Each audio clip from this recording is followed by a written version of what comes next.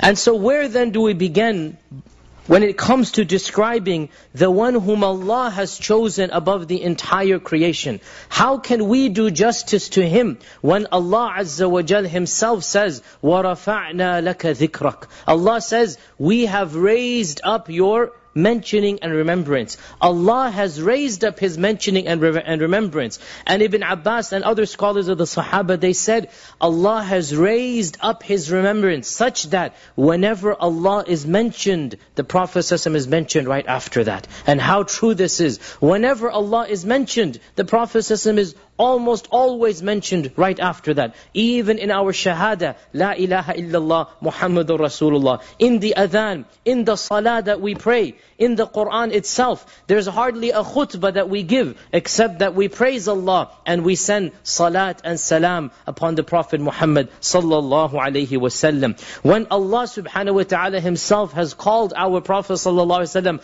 ar-rahmatan lil alameen, you are the mercy to the entire world. You are the embodiment of rahmah. Allah has sent you, and through you, you will be given rahmah. And you are a rahmah. And you are the channel of Allah's rahmah. So He is rahmah. The Prophet ﷺ is rahmah. And His sending is rahmah. And His message is rahmah. And His teachings is rahmah. And believing and acting upon what He has come with is a rahmah. He is everything associated with mercy. That is rahmatan lil alameen. So how then can we begin to do justice to the Prophet ﷺ when Allah has praised him so highly?